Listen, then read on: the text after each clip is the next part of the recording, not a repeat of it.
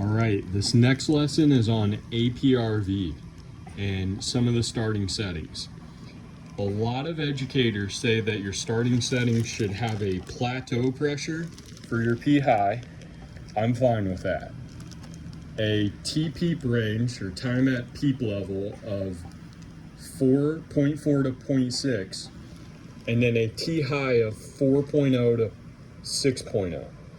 Now, let's take a look at this. A lot of times, providers start Aprv or Bivent too late. So they come from modes where they have high minute ventilations. So you can see here that the mode I switched from had a minute ventilation of basically over 12. It was actually 15.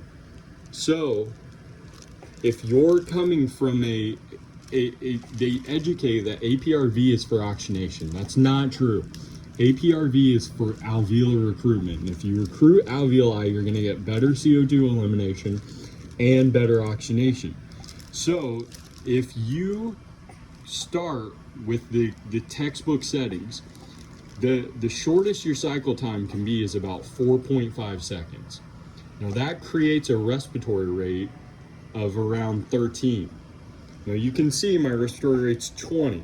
So if I go to Aprv and reduce my respiratory rate to 13, what will happen with the CO2? The CO2 will rise dramatically, and it may already be bad. So then you vasodilate this patient, you make him hemodynamically unstable, because we know that acidemia is also a vasodilator. We need to understand Bivent better. When you're going as a salvage maneuver into Bivent, you need to consider reducing your T high. So if you think about T high as I time, you went from a previous mode where the I time was, let's cancel this, previous mode. I time was 1.2. Now you're in a mode on Aprv or Bivent where it's 2.5. So that's a breath hold, like an insinuous spirometer where you hold your breath at inspiration. Your mean airway pressure is going to rise dramatically. So let's look at some previous settings. Here's a screenshot. The mean airway pressure was 17 right here. When we go to Aprv, it goes to 24. The tidal volume was 599. Now it's 599, but my peak pressure is way less. So that's alveolar recruitment. That's what's happening here. You recruit the alveoli, you create better laminar flow, and in order to gracefully go into this mode, you need to consider the minute ventilation you have, because if you go to textbook settings, the patient will become more unstable.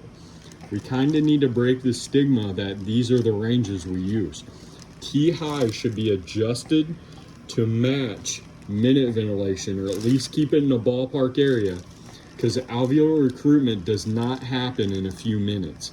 In true acute respiratory distress syndrome, alveolar recruitment takes hours.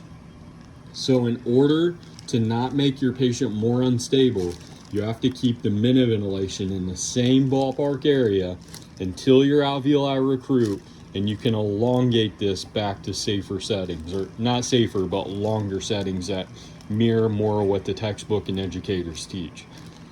So I think that we need to raise awareness that these things happen, and we need to understand these settings and these modes better, and think of it in a way that we can transition safely, because a lot of providers want to switch into this mode textbook wise. Their blood gases get very bad, they draw them really early, the patient looks worse, and then they escape out of it because the patient did do worse.